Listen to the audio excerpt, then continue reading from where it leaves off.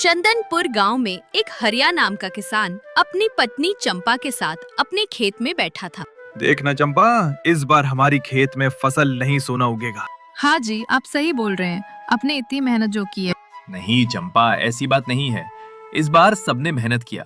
फर्क सिर्फ इतना है कि तुम गांव की पहली औरत हो जो अपने पति के साथ अपने खेत में हाथ बटवाती हो। ये दोनों आपस में बात करने के बाद अपने घर जाते हैं।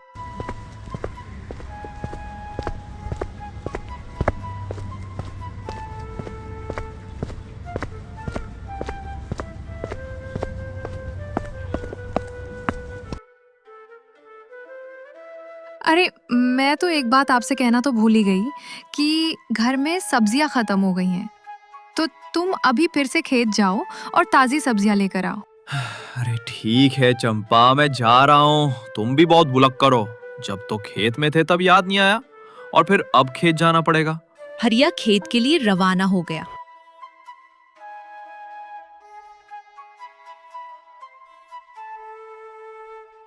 खेत पहुंचने ही वाला था कि उसे एक घायल घोड़ा दिखाई दिया।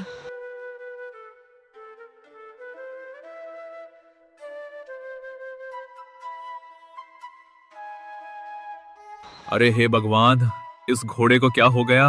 अगर ये मेरी बात को समझ सकता और मुझे बता सकता कि मुझे क्या हुआ है तो इसकी मदद करना आसान हो जाता। हरिया घोड़े के पास बैठ गया और उससे बातें कर रहा होता है कि तभी एक साधु आता है और फिर कहता है, बेटा, तुम कौन हो और इस घोड़े से क्या बात कर रहे हो? बाबा, मैं किसान हूँ और सब्जी लाने अपने खेत जा रहा था।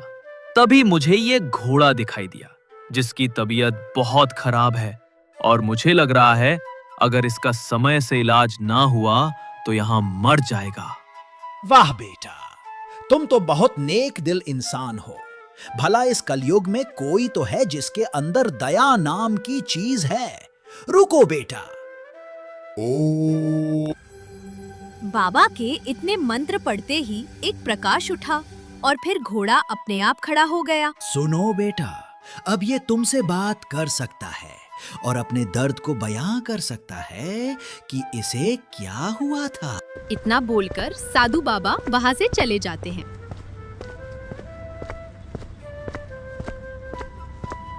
मुझे बुखार था और मेरे मालिक ने मुझे बहुत सारा काम करवाया, और जब मैं काम ना कर पाया तब मुझे यहीं पर लाठी से पीट पीट कर मरा हुआ छोड़ दिया।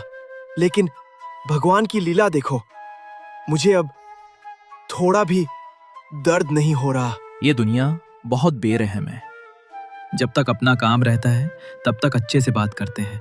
जैसे ही काम निकल गया वैसे ही उसे घर से निकाल के फेंक देते हैं। हूँ, लेकिन आपके जैसे और साधु बाबा के जैसे कुछ नेक इंसान भी हैं, जिनकी वजह से आज मैं इंसानों के जैसा बोल पा रहा हूँ और अपने दर्द को बयां कर पा रहा हूँ।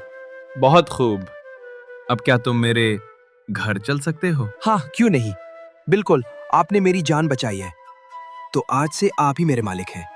वैसे भी ये जंगल अब मेरे लिए सही नहीं है, क्योंकि मुझे इंसानों की बोली आती है।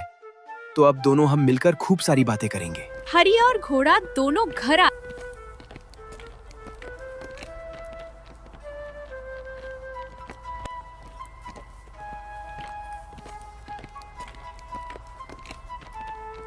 और फिर हरिया चंपा को सारी बातें बता डालता है। क्या ये सच में बोलने वाला घोड़ा है?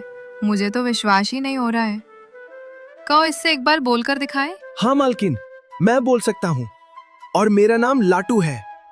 हरिया ने मेरी जान बचाई और आज से मैं इसी घर में रहूंगा, आपके बेटे के जैसा। क्या आप मुझे अपने घर में रखेंगी? क्यों नहीं लाटू बेटा, वैसे भी मेरे घर में कोई बच्चा नहीं है, तो आज से तुम मेरे बेटे के जैसे हो और मैं तुम्हारी माँ के जैसे। और आज से तुम्हारा पूरा हक बनता है मुझे अम्मा कहने का, और ये घर भी आज से तुम्हारा ही है। चंपा लाटू से बहुत खुश होती है और वो सबके साथ घर में रहने लगता है। और कुछ दिन बाद लाटू हरिया के साथ खेत जाता है।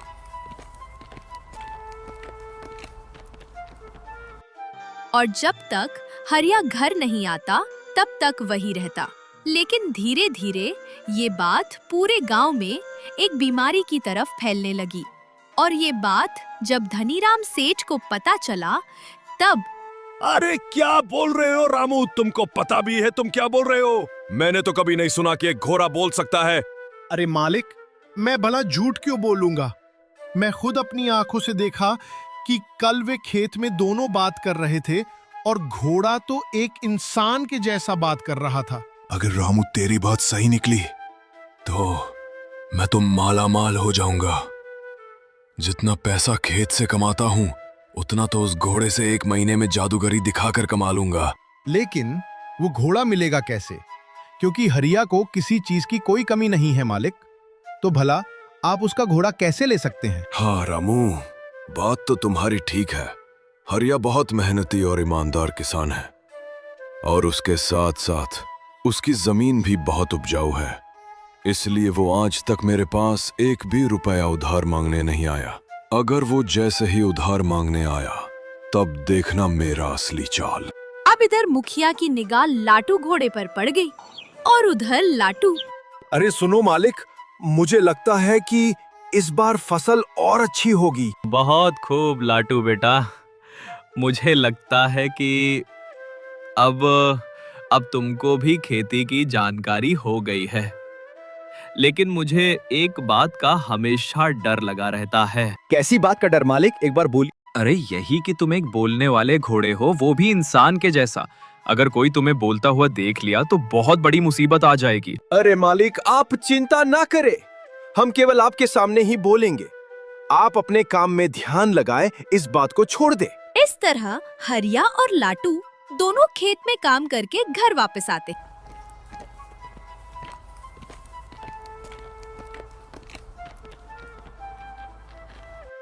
घर आकर देखते हैं तो चंपा की तबीयत बहुत खराब होती है। अरे मालिक, अम्मा की तबीयत बहुत खराब है, जल्दी जाओ और दवा लेकर आओ, नहीं तो बात बिगड़ जाएगी। तुम सही कह रहे हो। मैं तुरंत गया और तुरंत आया। तब तक तुम अपनी अम्मा का ख्याल रखना।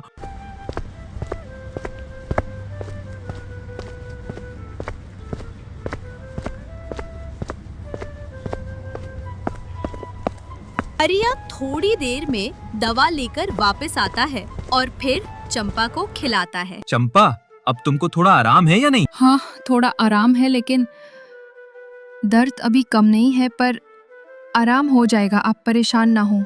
इसी तरह कुछ दिन बीत गए और फिर एक दिन हरिया और लाटू दोनों खेत चल दिए।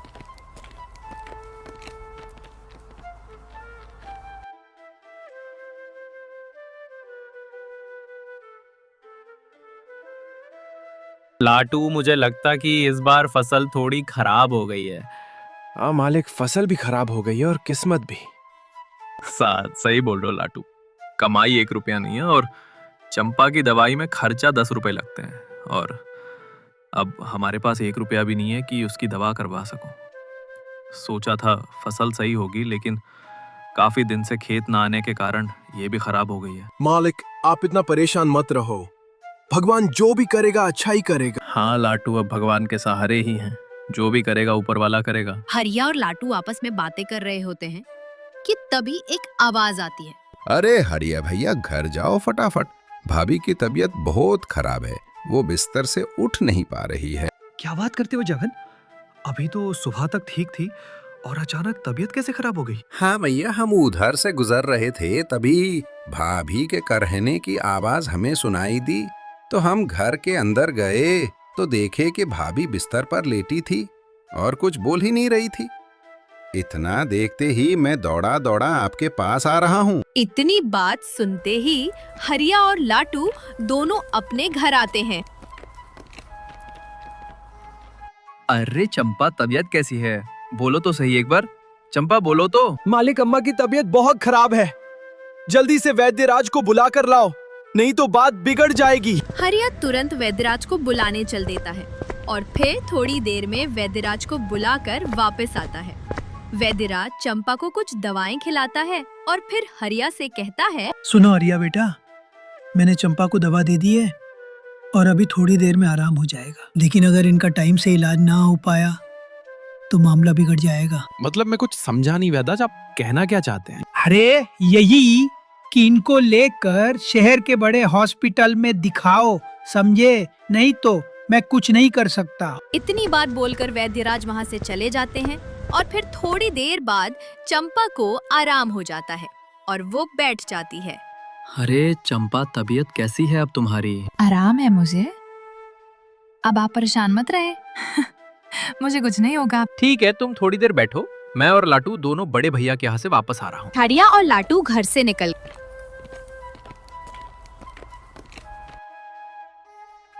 बड़े भैया, आपकी थोड़ी मदद चाहिए।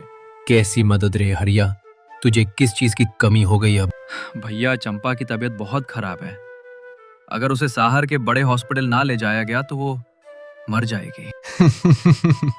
अरे तो ले जाओ हरिया, इसमें मैं तुम्हारी क्या मदद कर सकता हूँ? अरे यही कि भैया अगर कुछ पैसे उधार दे देते तो आपकी बहुत बहुत मेहरबानी होती।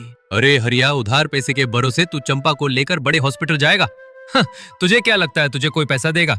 यहाँ पर सभी को पैसे की तंगी है, किसी के पास 1 रुपया नहीं है, समझे? सब कुछ भगवान के भरोसे छोड़ दो। अगर उसे मंजूर होगा तो चंपा रहेगी, नहीं तो नहीं रहेगी। वैसे भी हमें ही देख लो, तुम्हारी भाभी को मरे लगभग 10 साल हो गए, लेकिन मुझे कोई फर्क नहीं पड़ा। जिंदगी अकेले मजे में कट रही है। अरे सुन, अगर ज्यादा बोला तो अभी एक लात मारूंगा और तू तुरंत मर जाएगा। तुझे पैसे नहीं देने तो मत दो। अगर दोबारा मेरी अम्मा के बारे में ऐसा बोला तो ठीक नहीं होगा। अब चल।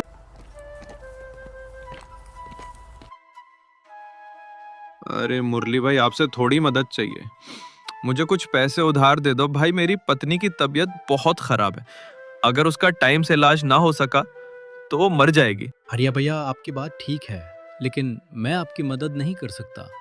अगले ही साल बिटिया की शादी किया हूँ और मैं खुद हजारों रुपए का कर्ज ले चुका हूँ। मेरे पास तो अब खुद की जमीन भी नहीं बची कि खेती कर सकूं। उसको भी गिरवी दे दिया हूँ। तो आप ही मेरी मदद करो और मुझे पैसे उधार दिलवाओ। मैं आपको एक रास्ता बता सकता हूँ। अब तुरंत धनीराम सेठ के यहाँ जाओ और पैसे उधार लेकर भाभी की दवा करवाओ। हाँ, तुम ठीक बोल रहे हो। मैं अभी धनीराम सेठ के घर जाता हूँ। अरे हरिया, क्या हुआ रे? आज बहुत दिन बाद मेरे घर आया है। हाँ सेठ जी, आपसे थोड़ी मदद चाहिए। अगर आप मुझे थोड़े पैसे उधार दे देते तो मैं अपनी पत्नी का इलाज करवा सकूं। क्या बात है हरिया, आज तुम्हें पैसे की कमी हो गई? मुझे तो विश्वास ही नहीं हो रहा है कि जिसकी खेती में अनाज नहीं सोना उगे, जिसके पास बोलने वाला घोड़ा हो, भला उसको पैसों की कमी कैसे हो गई? हाँ सेठ जी, मुझे पैसों की बहुत जरूरत है। आप चाहे तो मेरा घर खेत दोनों ले लो, लेकिन मुझे पैसे उधार दे दो। अब मजा आया। जब मेरे सामने कोई गिड़गिड़ाता है तो मुझे बहुत सुकून आता है। पैसे तो मैं तुझे एक शर्त पर दूंगा। जब ये घोड़ा तू मुझे दोगे, फिर मैं इसको मदारी वाले को देके रोज पैसे कमाऊंगा। सेठ, ऐसा नहीं हो सकता। चंपा इसे अपना बेटा मानती है। अगर उसको ये पता चला कि मैंने इसे बेच दिया है तो वो मुझे कभी माफ नहीं करेगी और जीते जी मर जाएगी। अरे मालिक, अगर ऐसी बात है तो मैं बिकने के लिए तैयार हूँ। आप मेरी चिंता न करें। मेरा सौभाग्य होगा कि मैं अपनी माँ के काम आ सकूं। हरिया, तुझसे तो ज्यादा दिमाग इस लाटू में है। तू मूर्ख का मूर्ख ही रहेगा। सुन रे सेठ, अगर दोबारा मेरे मालिक को ऐसा बोला तो एक लात मारूंगा, तू मर जाएगा। अब चलो मालिक यहाँ से। फिर दोनों अपने घर आ जाते हैं। घर आने के बाद हरिया बहुत चिंतित हो जाता है, जिसे देखकर लाटू बहुत दुखी होता है और फिर वो जंगल की तरफ।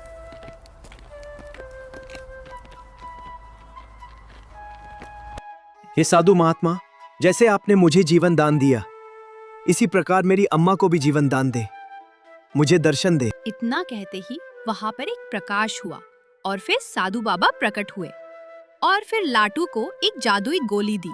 उस गोली को लाटू घर लाता है और हरिया को सारी बात बताता है।